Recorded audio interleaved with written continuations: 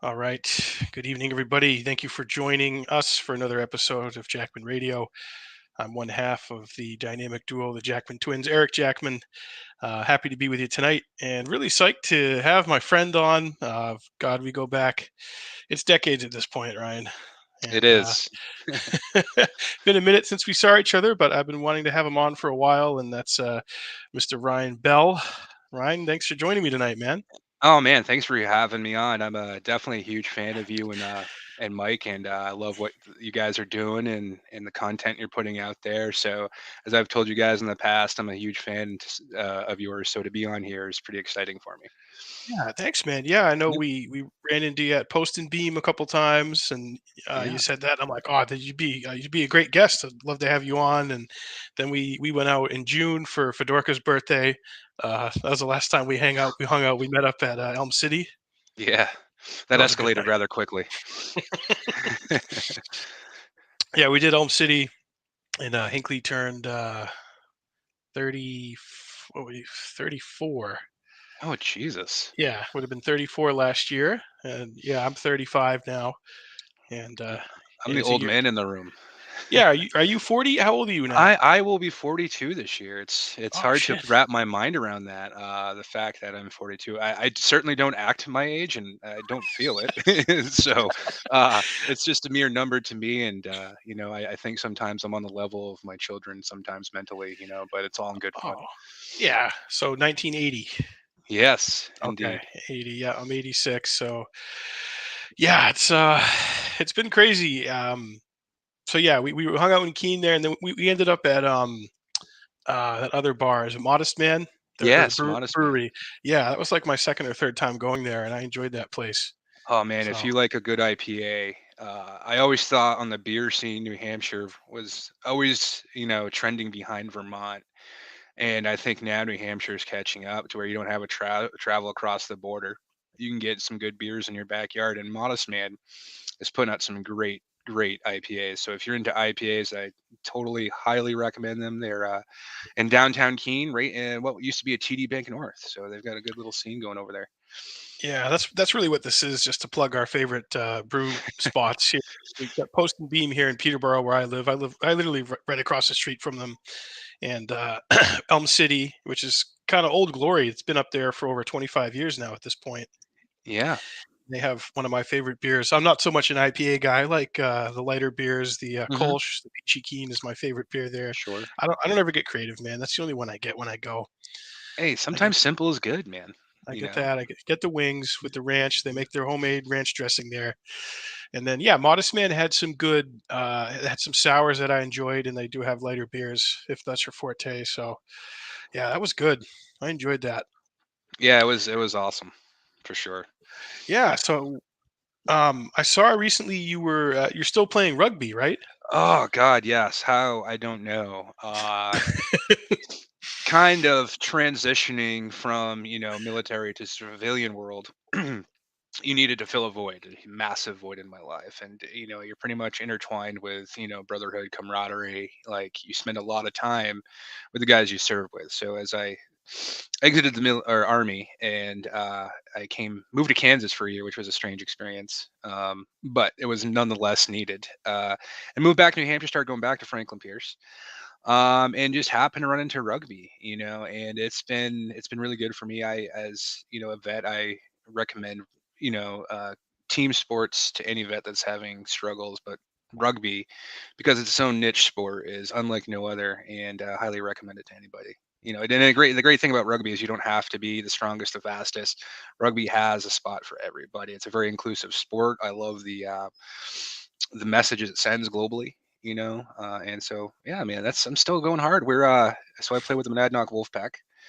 We're based out of Keene. We've built a program that is going on to potentially a national championship here in the spring. So there's a lot of excitement around the club. Yeah, I saw you had a banquet recently up at it used to be Waxy's in Keene. Yes, It's yes, it was called Tempestas now, I believe. it is great spot. They do a little bit of everything, and everything that I've had there has been really good. And it's that. So Jimmy Tempesta and Tracy Tempesta are those old school Italian types that as soon as you walk in, you feel like you've been part of the family for 30 years. And so I love the atmosphere there. The staff is great. The food is even better. So it's a win-win all around. But yeah, the banquet was great. It was a lot of fun hanging out with the teammates post kind of like off season. We kind of took a month off or two, and we're ramping back up to start hitting the pitch and training and getting out there and hopefully represent the region to the best of our ability by winning a national championship. So Yeah, that'd be awesome, man. Yeah, Mike's band played there, Northern Stone. They did a New Year's gig there, and that's the first big event that those guys put on as a new restaurant and a new spot. And they sold over 130 tickets. Place was packed all night, nice. and because the place is connected to the Best Western, they hooked the band up with a hotel room and dinner, and it was a really good experience. So Oh, Northern fantastic. Stone will hopefully be playing there again in the future. Yeah, man, it's just nice to get back to some normalcy a little bit as we start trending hopefully out of what we're currently in and live music, like without having to be, kind of mitigated to your experience by based off, certain amount of people in a room or whatever that looks like. So Yeah, all the variables. At least we're right. not at that level of clown world that DC and New York City is right now. I have friends and family in both of those spots of our country right now, and yeah, it hasn't it doesn't look good. It doesn't look good. No, and and I agree with you there. Kind of taking a non-emotional approach to this when it first started, right? And just kind of looking at what's out there and what's going on, to me, and I'm not saying this thing isn't, this virus COVID-19 isn't doing work and globally, but man, it seems like there's kind of some motives behind it with a little bit of loss of freedom here and there. Governments telling businesses what they can and can't do should be very scary to everybody. And that I don't feel comfortable, with that. But maybe it's a wake up call that we've gotten complacent with freedom, and hopefully we start thinking freedom oriented again. Not that we aren't, but more so Yeah. centrally. Well, we just it's absurd where we've gone in 2 years, and I'm really excited and energized to see what they're doing in Canada. Um, my dad was from Canada originally, and I know if he was still around, he would really be proud of his country, fellow countrymen and women who were up there doing what they're doing and really pushing it back in the face of the government and the just in my opinion, like you said, the over restrictive measures and just gutting small business and trapping people in their home and checkpoint. I mean, it's bananas, and that shit is happening in Canada, and obviously, I don't know if you've seen Australia. Australia has totally lost the plot. Oh, Arresting people who are past curfews, and they have apps for phones. If you don't respond within a certain amount of time, they'll send a cop to your house. I mean, it's just hard to think where we are now in such a short amount of time. And being I'm 35, you're almost 42. Like mm. in our lifetime, I didn't believe we'd see it like get this bad. But I'm also like not totally surprised. You know what I mean? Well, yeah, I think we took a lot of things for granted, whether it be hot water, soap, a hot meal, cold water, whatever that looks like. And I think we've been so fat and full for a long time that now it's kind of the complacency is getting the better of us. And I say us just across the globe. And looking at the Australia model, and I'm all for you know the right to carry, the right to bear arms, freedom of speech. I defended that document, and I really believe in it because it's such a wonderful document that can give anybody an opportunity to be something. It may not be an equal outcome, but you have an equal opportunity. And I think Australia, giving up their guns, on a buyback, was the beginning of kind of the first domino falling. I mean, if you can't protect yourself against an overarching government that has everything that you just turned in willingly, you're screwed. I mean, history books, there's plenty of examples of this out there, so you just got to pick up a history book and learn that we don't learn from history. It's doomed to repeat itself, as cliche as that is. Yeah, absolutely. I mean, yeah, firearms are for personal protection, and they are also a detriment to complete tyranny of a government. Hmm. And I'm not a big gun person myself, but on the same token, you look at how low crime is here in New Hampshire, and Hmm. sometimes you'll hear about home invasion, but there's not really a lot of that going on. Yeah, And yeah, and I think that is, I look at people kind of like water. Generally speaking, they're going to take the path of least resistance, and to your point on the unknown of does this house have a means of defending itself? Probably not going to go after that guy, but I'll go after the soft targets. Soft targets, or schools, universities, places where people have been forbidden, and maybe rightfully so. I don't know. The ability to defend themselves. And we start to see this time and time again of, high schools, universities having these mass casualties by way of shootings. Like, what are we doing differently? Because we're not doing anything differently. We're doing the same thing over and over again, expecting it to be different, and it's not changing. What I think frustrates me is you hear these politicians stand on their soapbox screaming from the mountains that this ain't going to happen again. The very policies that are in place, in my opinion, are making it happen again. So I don't know. yeah, that one. A lot of emotion comes out in that argument or that discussion about how to stop those things Hmm. and in our society. And I think it's a mix of factors. I mean, part of living in a free society, there are going to be a certain percentage of us who are insane and unstable people, and Right. Yeah. you know, because those people exist. Oh, does that mean that the majority of people who are normal and fine to handle firearms have their rights infringed? Which I don't Right. think. I don't think it does. Right. But people on the other side of that coin will make that argument that only a small percentage should be reason enough to just cede, the Second Amendment and further infringe on gun rights. But Yeah. um, yeah, I mean, the more we're going on as a society, we are getting pretty polarized and dug in. And one of the reasons I do this podcast and I do this show, I just like to have conversations with people, and I bring on people who I don't even agree with on things, or I agree with a lot of things. I just like to get different perspectives, and I think that's really missing big time from our society overall. And I make the point to people that if you turn the TV off and you just go out into the world and talk to people, most people are actually really reasonable. Yeah. Yeah. I agree. I think, to your point on that, it's I mean, what is positive on the news anymore? I remember growing up in the late 80s, early 90s, where you had your feel good stories, and taking some journalism classes at, Franklin Pierce. That whole bleed, if it bleeds, it leads mentality starts swinging the pendulum in one direction hardcore. Where if I'm constantly watching doom and gloom, what is there? What is the reassurance that things are not as bad as they are, but the constant thumping and that, well, today this happened, today that happened, COVID-19 deaths here and there, which is probably useful information to some people, but we don't talk, using COVID as an example, about all the recovery rates, and it's all the polarizing athletes, that, oh, this guy, this kickboxer from Russia died, healthy guy. All right, what about the other 75 people that had illnesses that are survived as well, so I don't Yeah, know, that man. they don't report the recoveries in mass. I mean, I had it back in November. Mike and I had it, and we got through it. We're big boys, so we're the ones who Mhm. were like the highest at risk and that sort of thing. But it was 2.5 weeks, and I had to take a couple weeks off work, and it was basically the worst, flu on steroids that I've ever had. And Right. I was weak. I had a couple days where I was short of breath. That was like the worst it got, the shortness of breath and that Hmm. sort of thing. But after coming through it, and I've always had this position on it, it does not equate infringement on civil liberties and further expanding a surveillance state that already has its nose in so many aspects of our life. Now it's going to go even deeper into the medical matrix and our movement.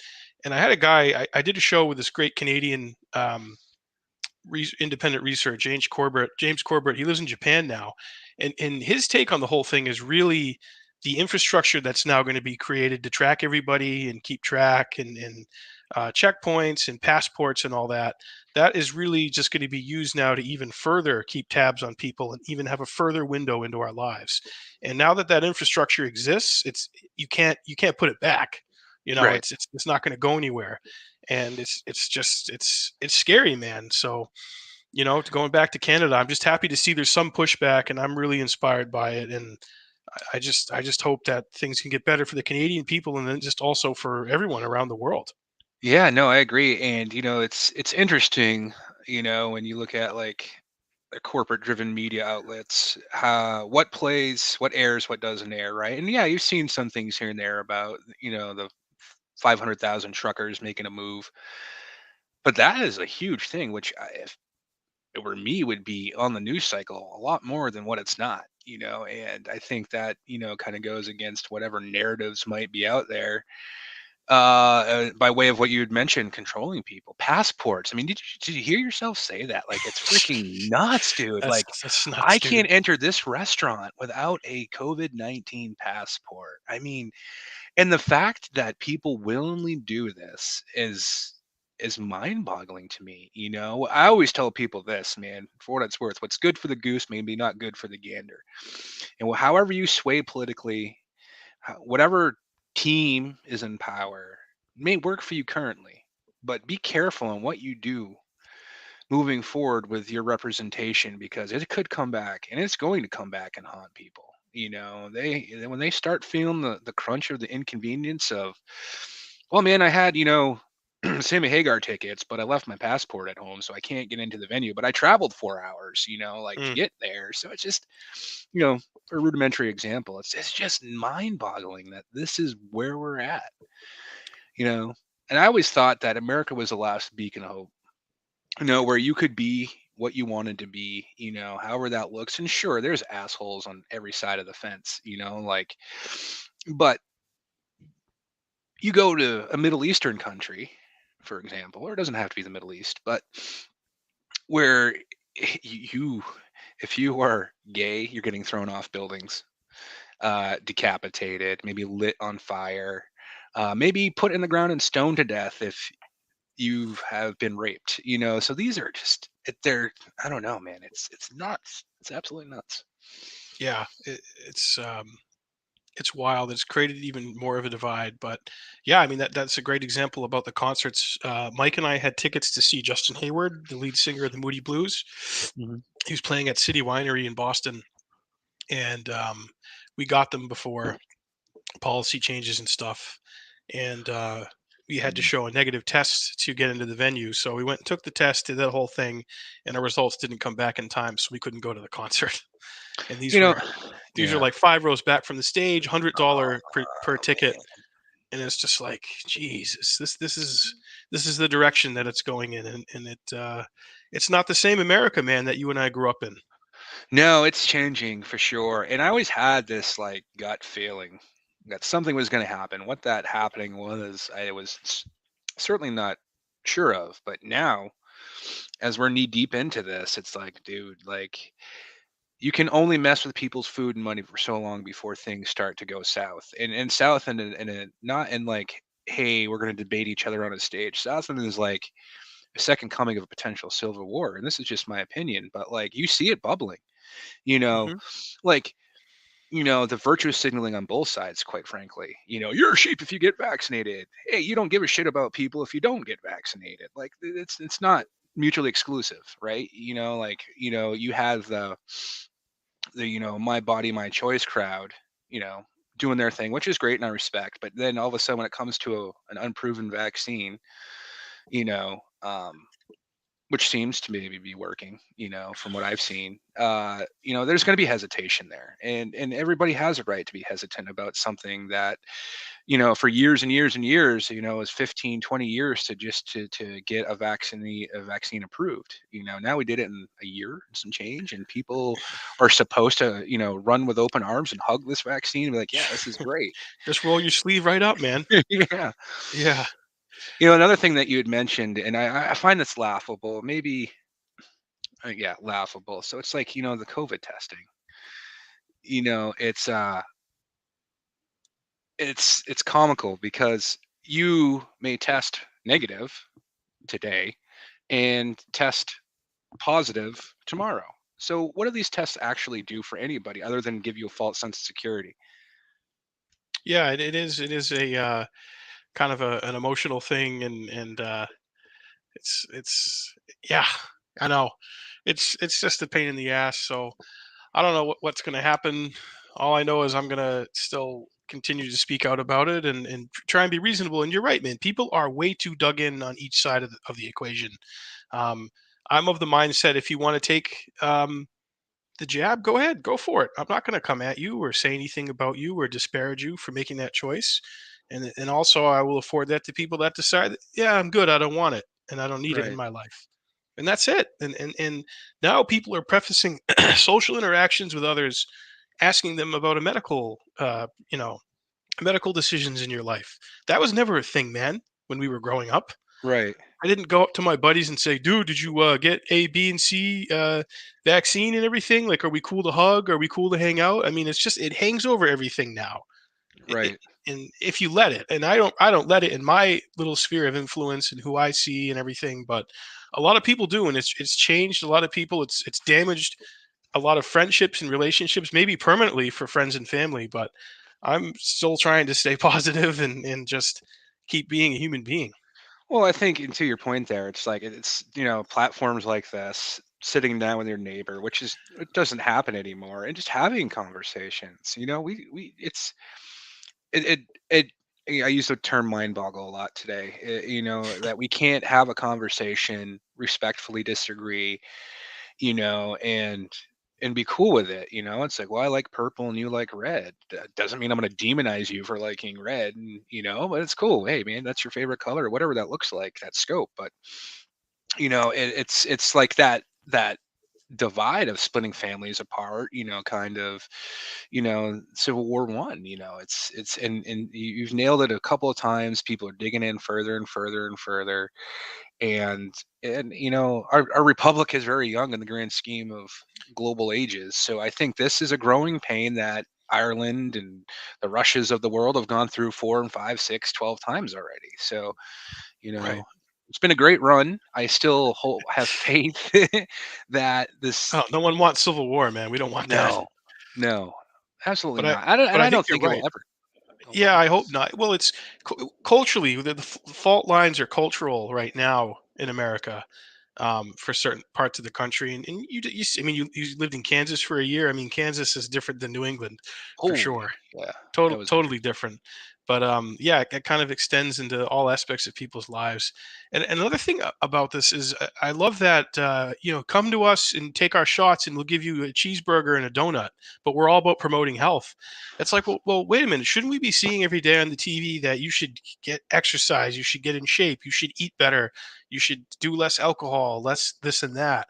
I saw, man. You it looks like you've been hitting the gym yourself lately. So Oh I'm yeah, real. man. I'm happy to see that. I started going to the gym last June. I've Nice. been going twice a week training with my classmate, my friend Megan, who I've known since like seventh grade, and she's got a gym at her house, and she's a certified personal trainer.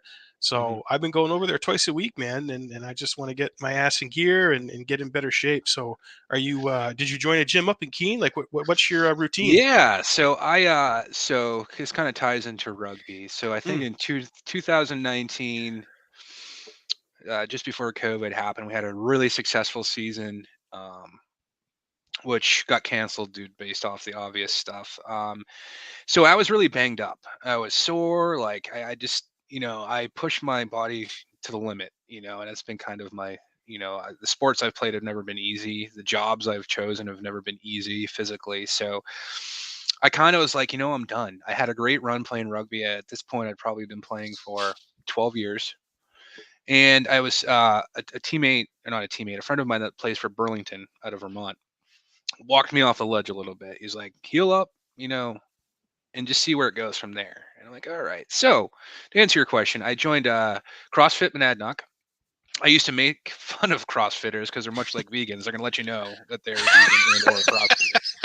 And so, but I did a year of that, and then I was not sore after games. Like, so I called it the 2-day hangover, where like, okay, your games are on Saturday, Sunday you're a bit tender, but Monday you need a wheelchair to navigate, the better part of your day.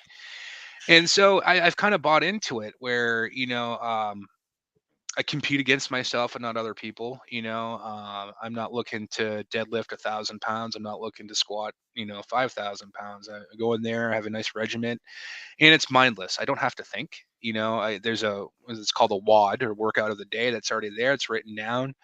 You're competing against the clock, and so it's really good. I enjoy it. I've gotten stronger and faster, but by and large I have to, because I'm playing with guys that I'm 20 years older than. So You could be their father, Bell. no, it's crazy. The wife and I were talking about this the other day, that we could very well have a 20-year-old kid, and I'm like, man, that is That nuts. The that fact is I have insane. kids, I should probably have been licensed, but you know But yeah, that's it's awesome, man. I'm glad to hear that. And I hadn't done any kind of meaningful workouts since high school at Conant. We used to go to the Mount. I don't know if you were there for when Conant kids could go to the Mount in Gardner and go use their yeah. gym facilities and work out there, which was awesome. But with the I call it the flu world order. Once the flu world Yeah. order started in 2020, and I was sent to work home fully remote, I just rode the desk, man. I Mhm. would be at my desk working all day because my job I can just do from home, and then I go on my chair, watch TV for 2 hours, then I go to bed, Yeah. and I would just Right. do that, man, all week, and that went on for the first year and a half of the last 2 years. So finally, Right. I got to like summer of last year, and I was just feeling like shit. I was so out of shape. Um, just fearful of a set of stairs. Like, I don't want to deal with climbing these stairs. I'm going to be all winded and sweaty and embarrassed and all Right. that. I'm like, finally, I was just like, you know what? Fuck this. So I remembered that Megan had, trained people, and she had a gym at her house, and she's had a couple kids in the last few years. So she had to take some time off, obviously, between kids and stuff. But she said, hey, after I have my next kid and I recover from that, you can absolutely come over and I will train you, and we can do twice a week. So I've been going over there on days that I work. I don't work till 12:30, so I just get over there for 9 in the morning, man, and I commit to that 9 o'clock out for an Nice. hour. I'm going to do an hour, and we're going to stay at it. And like you said, man, consistency and routine, and just working it into becoming part of your shtick and what you're going to do. And I haven't felt this great in years. And January 1st, since I'm working so hard in the gym, I figured I got to work on my diet. I got to be better about what I eat, and I committed to taking the first 6 months of this year off from alcohol. So I just Nice, did man. the dry January. Didn't Right have any on. booze at all in January, and I love my soda too. So I'm off the soda, and I also in January just did a strictly carnivore diet. So I just ate Yep. meat and animal products. I don't know if you've heard anything about that. It's kind of a popular thing. Well, it's out there right now. It's one of the trendy things. Jordan Peterson's on it. His daughter's part of it. Some podcasters, it's kind of part of their shtick. But I always kind of been interested in it. And yeah, you basically just you avoid sugar and carbs, and you can eat seafood, you can eat meat, and eat till you're full too. You don't have to starve yourself or Nice. anything like that. So I found that this diet, coupled with not drinking alcohol and working out twice a week, has been really beneficial for me, No, for that's great sure. news, man. That's great news. I intermittent fast. Hmm. So it's probably 3 years ago. I was pushing like 285, mm, probably 285-ish, give or take. And so I did a reset of, it's called the Whole30 Cleanse, where basically it kind of touches on some of the things you had mentioned, vegetables, meat, no dairy, no sugar, nothing that tastes good realistically. But it worked for me. And then so intermittent fasting, I've dropped god 50 pounds. So Wow. I'm in at 235, and I feel great, man. And I think, something you'd hinted at earlier is, if there's one takeaway we have from, the pandemic, is just be healthy. If you treat your body like a temple, it's going to treat you right, man. And you got to take care of yourself. Otherwise, you're opening the door for, things to nip you in the butt. Yeah, well, I don't exactly, man. I don't want to get diabetes. I don't want to have heart issues when I'm in my 30s or 40s or 50s. Yeah. I'd like to be around another 50 years. I mean, 85 I think is a good number to shoot for. Sure. In 85 that I'm still in control of things and my faculties and stuff. But Right. you're right, dude. And I was glad that I had already had um 6 months of working out under my belt when I got the CCP virus, what I Hmm. call it, the Chinese Communist Party virus, Ryan. Okay. Uh, Oh my but God. I can't believe the wet market theory. I mean, come yeah, on.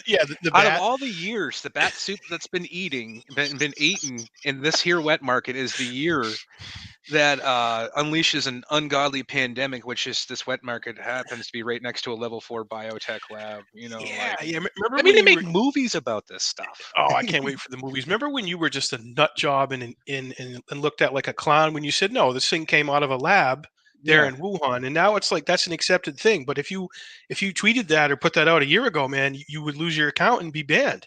Oh, where's Mm. your tinfoil hat, Mr. Jackman? Yeah, Like, yeah, Ryan. We got a question here from someone watching. Can oh. Ryan publicly confirm he's a former member of the mafia, the E4 mafia, asking for a friend, going off the saw gunner thumbnail he was ruling? Yes, I was definitely, Michael, part of the E4 Mafia. It was most prestigious position I've ever had to date. Um, so to give you some background on what the E4 Mafia is, Eric. So like you get promoted up to E4, which is a specialist or corporal, but more often than not, the E4 Mafia is just a bunch of specialists that are one rank out from being a sergeant. So you start getting more duties to conduct as the expression shit rolls downhill. So more often than not, the sergeants would kick stuff your way. You'd have to run, an event for the lack of better wording, and but you had privates underneath you, and man, did you make their life miserable. It builds character. You want to mentally test these young privates because once you go down range, man, it's Shit's it's a on. you're right. You have to be, physically capable of doing certain things, and mental fortitude is the biggest part, in my opinion, of, not sleeping for several weeks, your supply chain getting jacked up where you have to ration a bottle of water and a meal for 2 months, so it's a lot of How many mental toughness. privates would you have under you? And it depended on the detail. But more often than not, it would just be let's see, for two, three, depending on your squad. So four, five. It's been a while. My math is horrible. But if you're running a detail, it could be all the PFCs and below, and you've been tasked out to run that detail. So yeah, being an E4 Mafia was great. And then the army kind of got soft, and they started transitioning away from that E4 status, mafia status, and So I. Oh, go ahead. what is your initial ranking when you go into the army like that? Is it E4 or is it there's something lower than that it's called? Sure, yeah. So you have a private, which is a PV1, So that's and like then the floor that's the lowest. coming in. You're right. Out of basic training, you're a private. You're a private, and then they have a PV2, which is still a private, but you have a stripe. And then PFC is kind of like a chevron, I think is what it's called. And then your E4 is like a flipped upside down chevron with an eagle in it. And then you got like three stripes for your sergeant. So I came in as a lonely private, and I went all in. I had never left New Hampshire, and so attending Franklin Pierce my first go around, I was my second week into to classes and was typing out my first report, and I'm in the computer lab, and my wow, data technology, AOL Instant Messenger. Remember when that was a thing? I had aim. Yeah, and so I got a message from a friend of mine that went to Stonehill College. He's like, dude, like shit's hitting the fan. He's like, planes were flying into the trade centers, and I thought he was just being an a-hole, like, yeah, whatever, dude. I ain't got time for your craziness. I got to get this, report done. And so I printed it out, was sprinting across through the campus center, and I saw it. I'm like, holy, like that's fucking big. That's like Pearl Harbor esque. Like that will be the one of the things that you'll never forget. Like, and I would willing to bet most people know exactly where we're at when all that information came out. And basically from there, I just saw all these people affected by this one event, and me never really leaving my backyard. I've kind of fit the model, poor kid that doesn't have a whole lot of money. So I went into the recruiting stations, did my due diligence, checked out all the branches, and then the army gave me the best options, and I decided to jump out of airplanes and live in Italy. And man, that was nuts. Living in Italy, talking about a culture shock. you know uh and then culturally it's just different. Men holding hands and kissing each other on the cheek is something that I wasn't exposed to a lot. Yeah, we don't see that in Southwest New Hampshire Belle too much, do we? We don't. And so, it was a great experience. And I tell anybody, there's good and there's bad with everything we do. And I use this little cliche statement that it's scientifically proven that positivity is attracted to negativity. You just got to look for it. And even though Iraq was probably the one of the worst experiences I've had, it's also one of the best experiences in the same breath. It taught me a lot about myself, and it taught me a lot about, taking things for granted and how to really appreciate every minute, every second that we have, and utilize it to the best of your ability. I don't want any regrets in life, and I don't have any. It's really hard for me to have a bad day. My holy shit day has been, way up here. So anything below that, it's a good day, man. And I think it rubs people wrong the way because I'm like hey, how are you doing, man? Life's good. And it's like somebody ate my fucking sandwich out of the goddamn break room. Like, oh, I'm sorry. It's It's like, the worst day ever. Yeah. yeah, if that's your thing, man, you're having a good day too. You just don't see it yet. So Right. No, that is a great perspective. Yeah, when 9/11 happened, that was my freshman year at Conant. So I was in the cafeteria in the morning when good old Murphy came on the loudspeaker and said that they waited to tell the school until like both buildings had collapsed and yeah. said what happened. And my class, Conant class of '05, we were the last group of kids to go on American Heritage Tour in AHT with the World Trade Center still standing. So we went in Hmm. May of 2001 down to, the Civil War battle sites, Amish country, Yeah. New York City, DC. So we were the last group to go before 9/11 happened, and it's just hard for me to imagine some of these people. Well, kids now. I say kids. Like some of my coworkers, I have coworkers born in like the late '90s. One of my coworkers was born in '97, so she was 4 when 9/11 happened, and like to her, Department of Homeland Security and the Patriot Act and TSA are like all things that just always existed. They've just always been here and been part of America. But it's like, no, that all came in with 9/11, and that's how much that one event changed our whole society, and obviously it changed the course of your life. Changed the trajectory. You were starting at Franklin Pierce and going to do that whole deal in our beautiful hometown of Ringe, and then Oh, yes. 9/11 happened and you felt compelled to sign up and serve our country. So that event, and that's why I still talk about it. I know it was 20, it's going to be 21 years this year, but it really it's next to the COVID deal, it's the single largest event of our lifetime. Yeah, you're not wrong. And like, I used to hang out in a vet center, and I don't often use the word hero, right? And there was this old World War II vet and came up to me, and as he was leaving the vet center, just looked at me and kind of touched me on the shoulder, and he was like, "Hey, man, if you don't ever talk about it, no one will ever know." So I think, so what I got out of that after like spinning my wheels for weeks on end, I'm like, this dude should be checked into a some sort of facility, because that was just the most random thing I've been, was thrown my way. But then I started really thinking about it on like stories, like we don't talk about it, right? Think about, and like, and there's other varying factors here when I say this, but like, how much of history do we really know? Because you've got those first person, boots on the ground, whether it's, war wise or whatever that is, that don't talk about it, and you miss those grassroots stories of people being there, and if we don't talk about these things, they'll get lost in translation. And then this is where that kind of, as we touched on earlier, where we don't learn from history. We've got to talk about it. We should never forget 9/11, and what came of that, with the Patriot Act and things of that nature, and the ever expanding NSA metadata collection and all these things that there's just a false sense of security. Like, if any of this stuff was allegedly working, Hmm. they would stop more things, right? So, I mean, with all the access they have to mobile devices and queuing anytime, like you figure we would stop.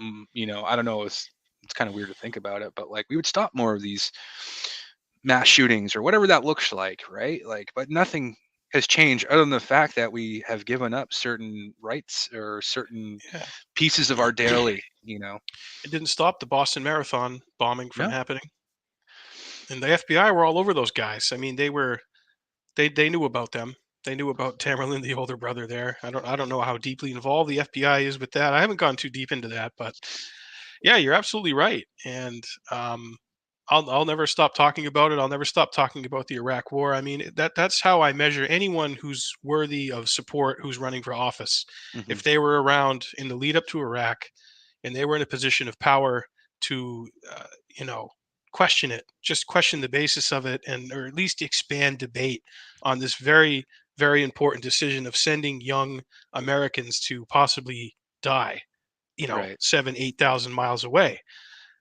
based on an event that turns out was Iraq had nothing to do with 9/11. If anything, we should have ended up in Saudi Arabia, asking questions of those guys. right. But so yeah, I had I don't know if you've heard of her before. She retired from the army as a colonel. Her name's Ann Wright, Colonel Ann Wright.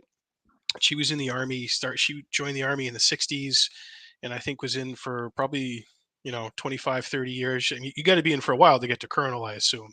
Oh Uh, yeah, yeah. That's a good old boy system right there, man. You can. Well, I yeah, think definitely it's probably tougher for women to navigate the yeah. rank So structure.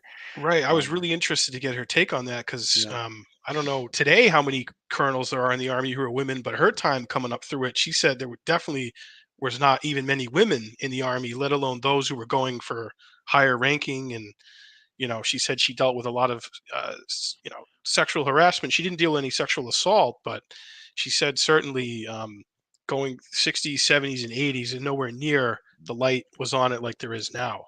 right, And so she was a colonel in the army, and then she was in the State Department in the Foreign Services Diplomatic Corps, and she was one of the people who was sent to Afghanistan after 9/11 to reestablish our embassy over there, which had not been operational since the 90s.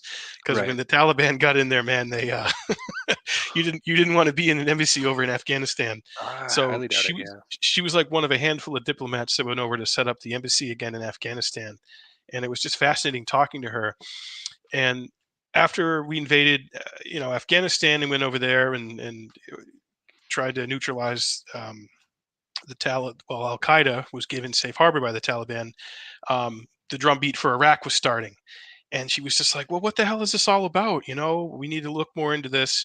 And she ended up being one of only 3 people in the federal government to resign in protest to the Iraq war. She brought this to Larry Wilkerson, who was also a colonel, who was Colin Powell's chief of staff when Colin Powell was Secretary of State. Uh, or no, was he? Yeah, he was Secretary of State leading up to the Iraq War. He had to go to the UN, and he had the vial of Yeah. anthrax, and he was the pitch guy. He was the salesman for the Iraq War. They really Right. hung him out the Bush and the neocons hung him out to dry on that. And Colonel Ann Wright was just not convinced. She wasn't. She even people from CIA were saying there's no connection between 9/11 and Iraq, but the neocons and the people who want to see a connection are bending the intelligence to see a connection. Right. And yeah, so she resigned in protest. So she's actually the last guest I just had, and before I had you on. And Oh, nice. yeah, she really interesting perspective. But to rise to the ranks of colonel, and I asked her about that because I am interested in like the politics involved, to get to that level in the army. I'm sure it just gets to a point where yeah, you're there on merit, you're there on time served, but then also now you're playing a political game. Right. Yeah. It's interesting.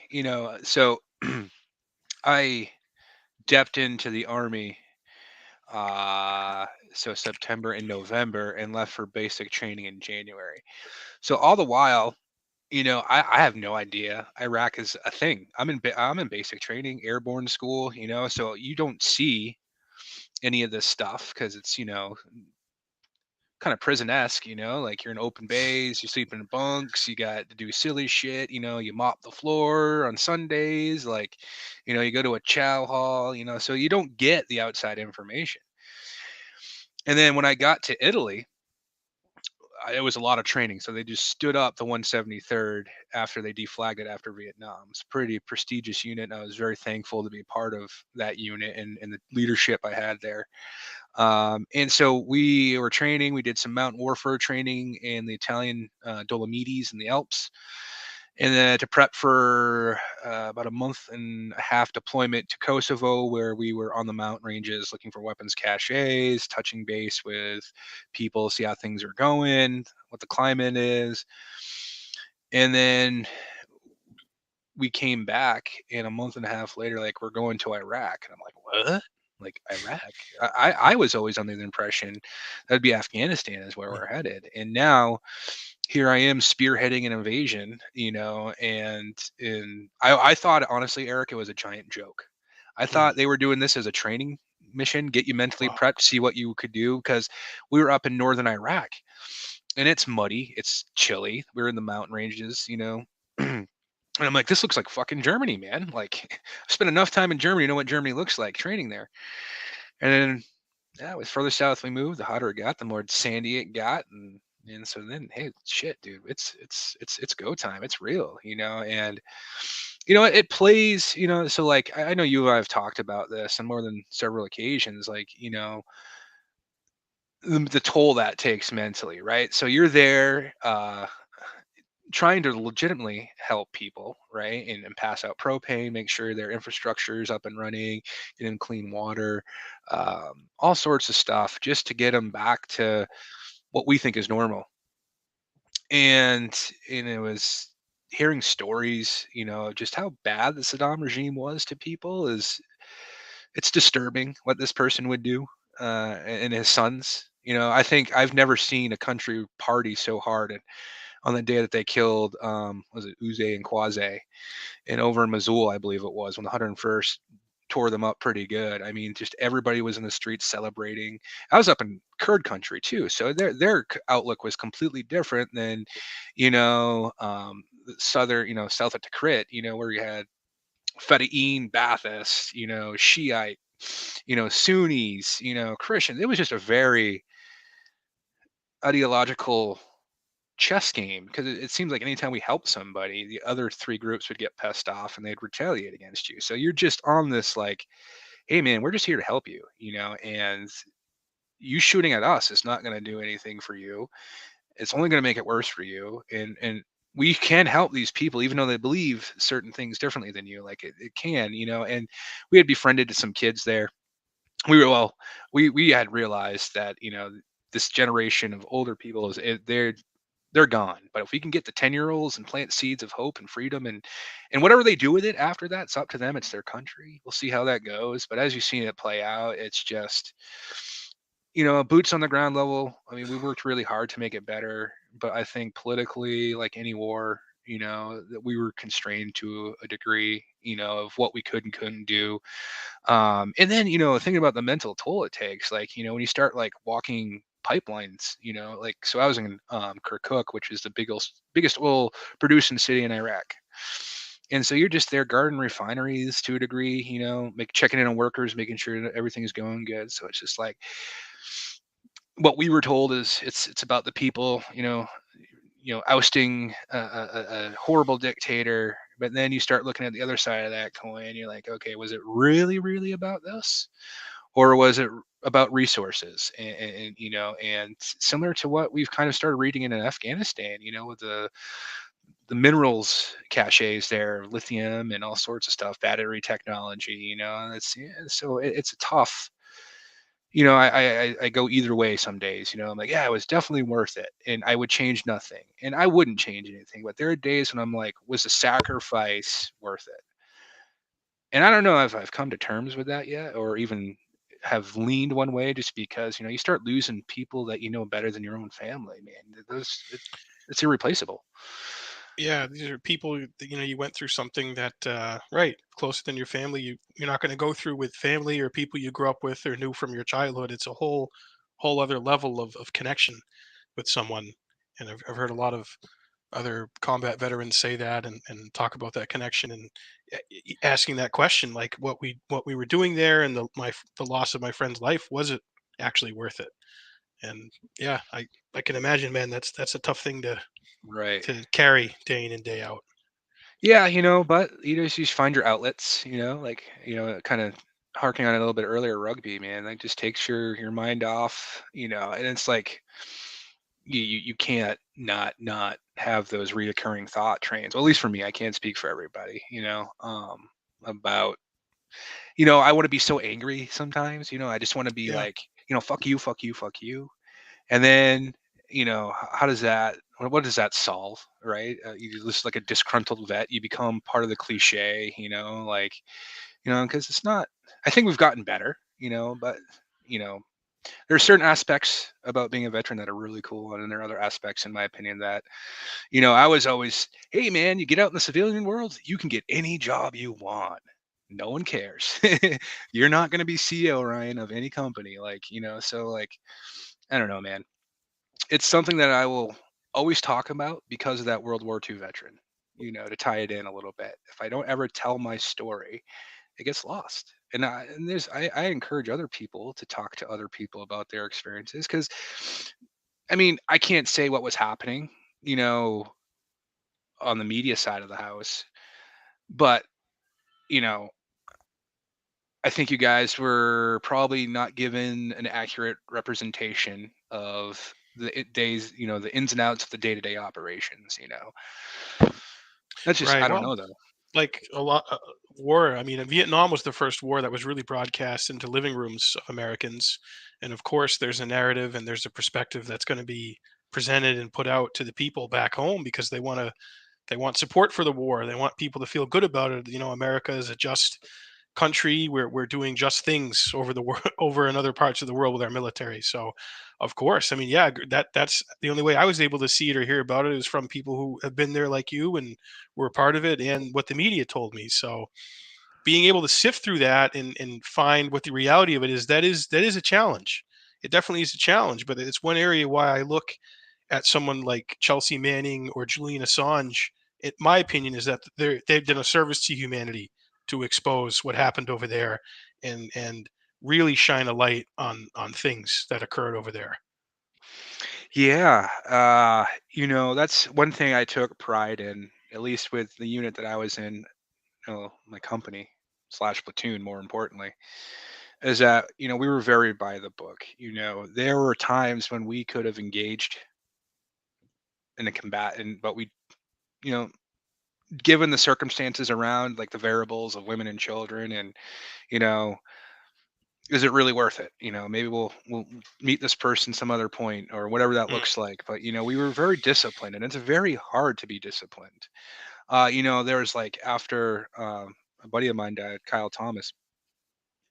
You almost get like Lord of the Fly esque, like you're so bitter, and it's just like you just want, and it's a natural reaction, I think, just to like burn the shit down, like fuck it, like we're trying to help you.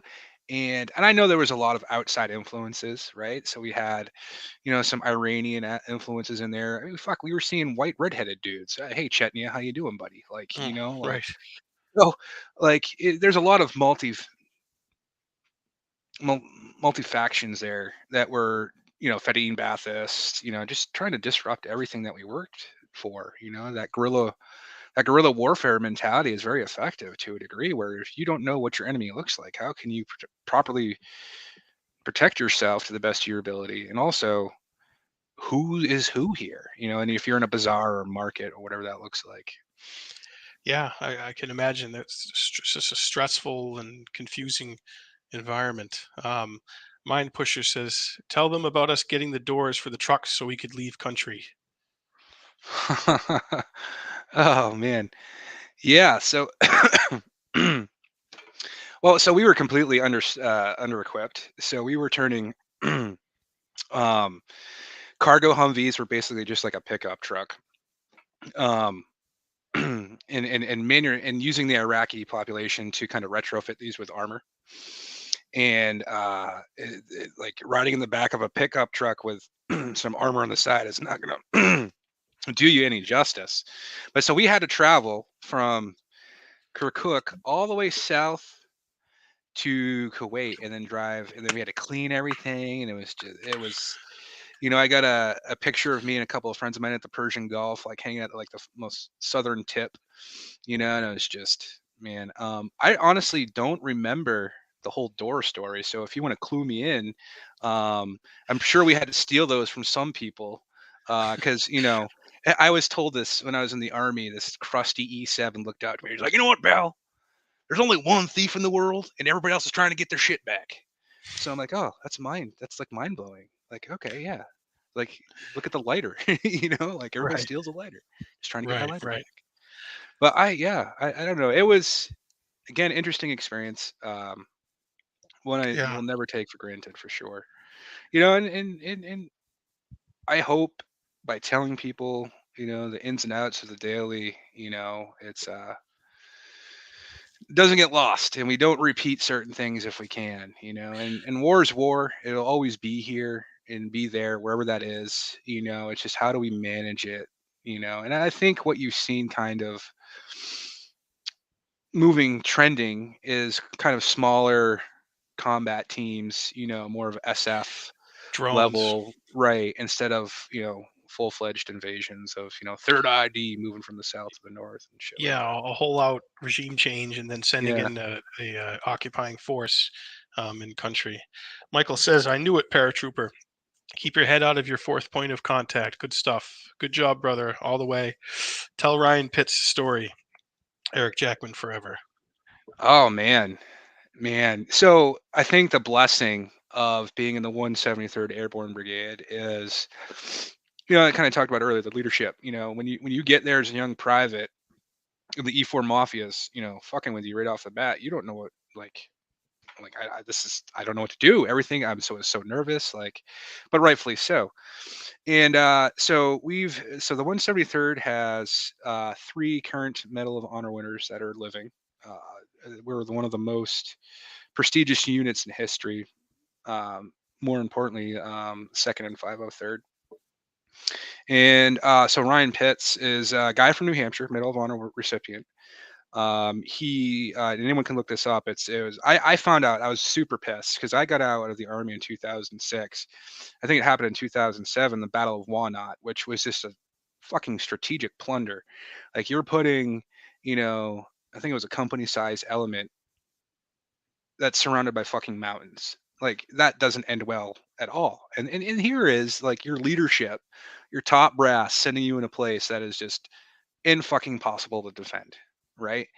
And so the Taliban decide to attack this uh, area because they have the upper hand and in the high ground.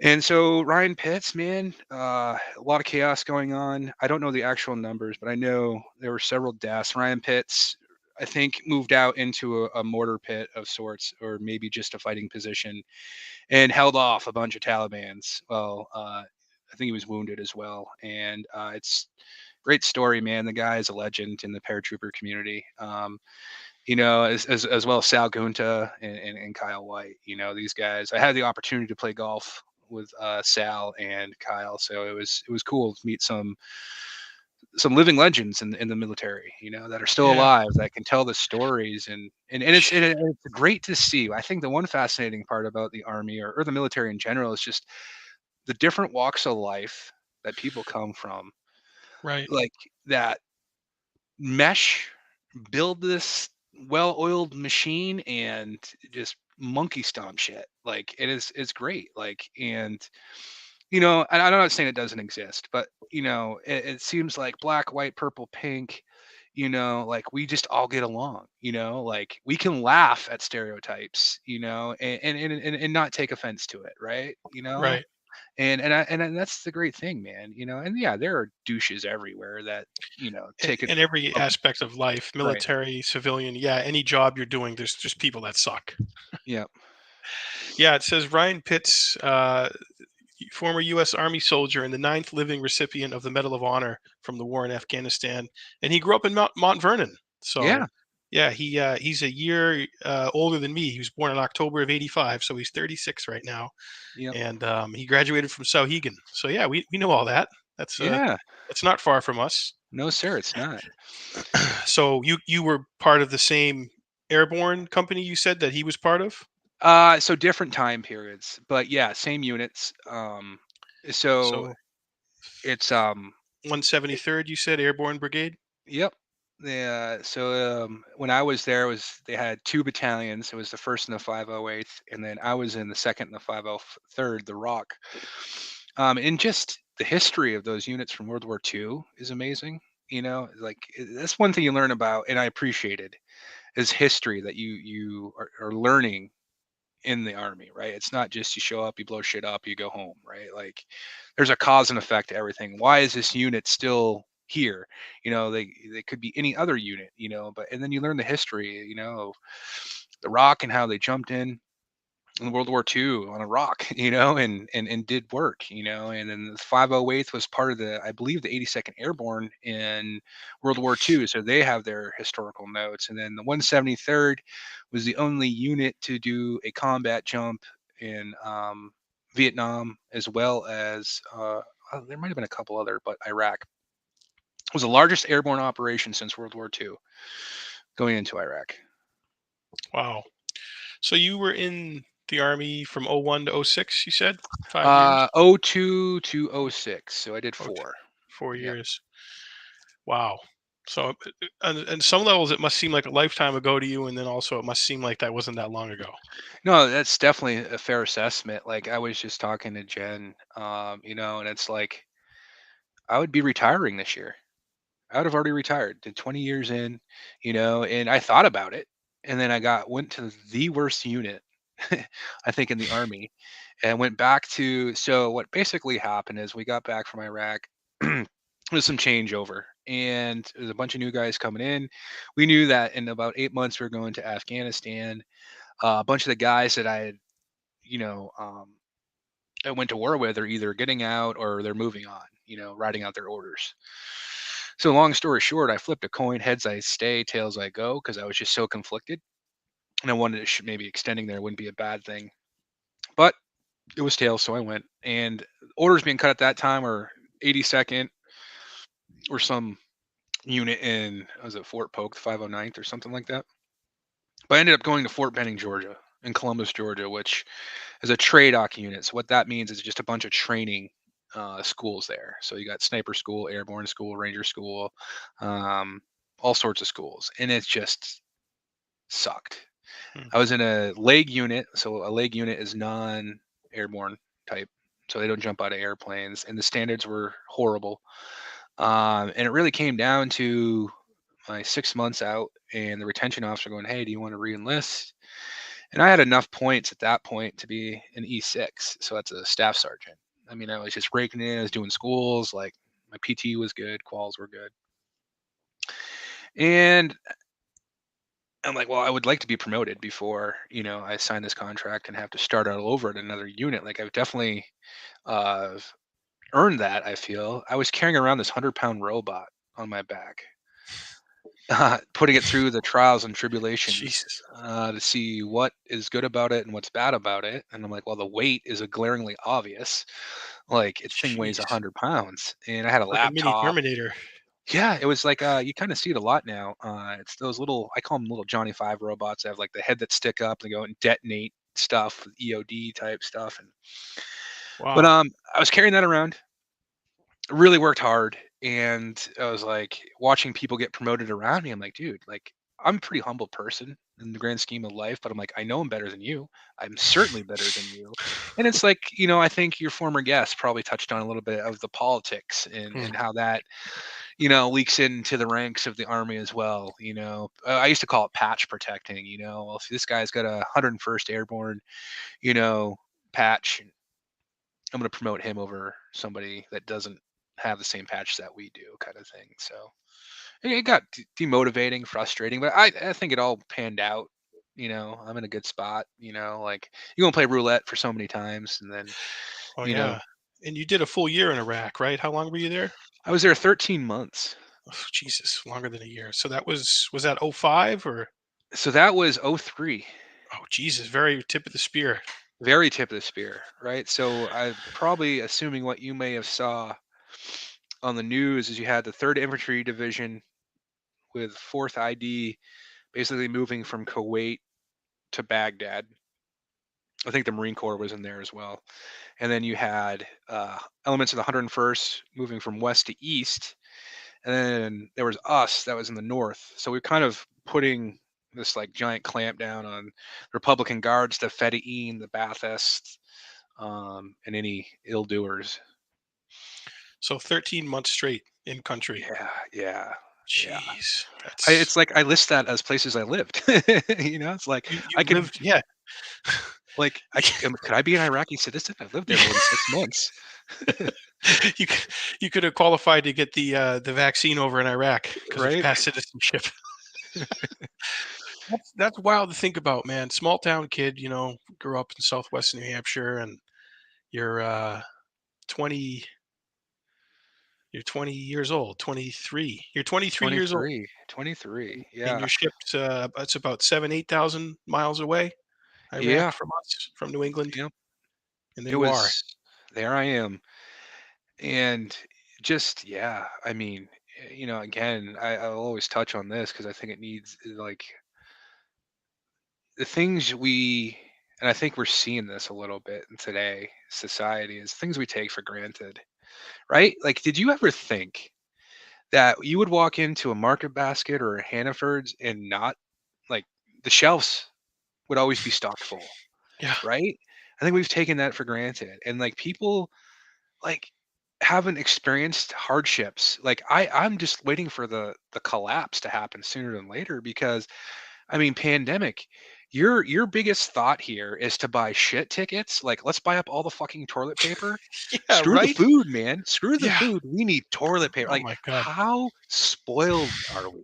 Mm. Like, oh man, like, man, I'm thinking like different levels, and I think that's part due to my training. But Well, like, yeah, your training and where you lived for a year, 13 yeah, months of your life, you saw the absolute worst that I argue that humanity has to offer by way of violence and death and destruction and poverty and just horror. And we have it so made in this country, and a lot of Americans haven't traveled around, and they're not really able to look outside of themselves.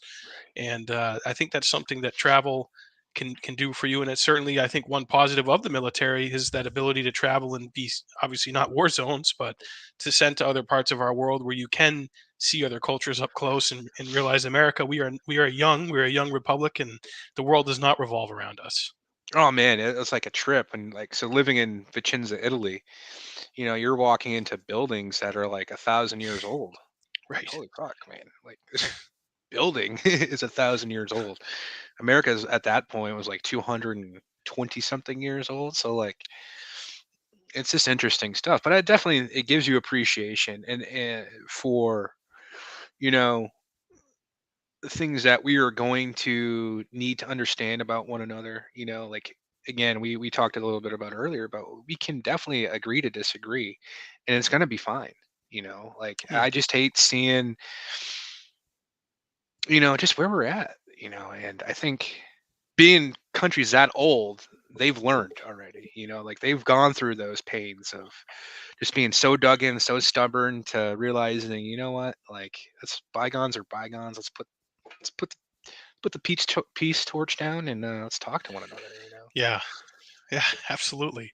Yeah, I do. I say that to people when anyone wants to complain about something or their day to day. I'm like, you could live in a bombed out crater in Syria or Yemen. You could. I mean, most Americans don't even know what's happening in Yemen right now. Right, What Saudi Arabia is doing there with weapons that we sell them, and our basically our America's tacit consent. Because we right. get the oil from them and we sell them billions in arms. So it's the world is a dark place. It's not black and white. Um, and it's hard for a lot of people to see outside themselves, but that's one of the reasons I do the show and why I love having people like you on, man. So it's been awesome. I really appreciate you taking the time and coming on. And before we wrap here, if you got anything you want to plug, any groups or anything you got going on, Yeah, man. let the people know. Sure. It just goes back to, man, anybody that is in the southwest corner, the Monadnock region. Rugby team is always looking for new players. You don't need experience. We will teach you. So we're building a good thing here. And we got youth programs, a women's team that's formed, men's team. So, we're always looking to build upon that. And so if anybody is interested in trying it out, by all means, reach out to me or our Facebook pages, and we'll get you squared away. Other than that, man, just be good to one another. This life is too freaking short to get upset over some petty shit. So, that's kind of where I'm at. Is respect goes a long way. I love that. Yeah, I agree with you, man. Yeah. Well, that's what the show is all about. So we really appreciate it, Ryan, and everybody tuning in tonight. Thank you so much for watching and for listening. And if you want to support Jackman Radio, you can do so by going to patreon.com/Jackman Radio and becoming a patron. We just tell people $5 a month, basically getting us a cup of coffee to keep this channel going, to keep expanding it, filming interviews, traveling, cool stuff like that. So subscribe to us on Spotify and Podbean. Follow me on Twitter at Jackman Radio. And again, appreciate you all watching. And Ryan, we'll definitely want to have you on again. And Um, pleasure is mine. it's Thank you. been great. So we Awesome, will. man. All right. Well, thank you everyone for tuning in, and have a good one.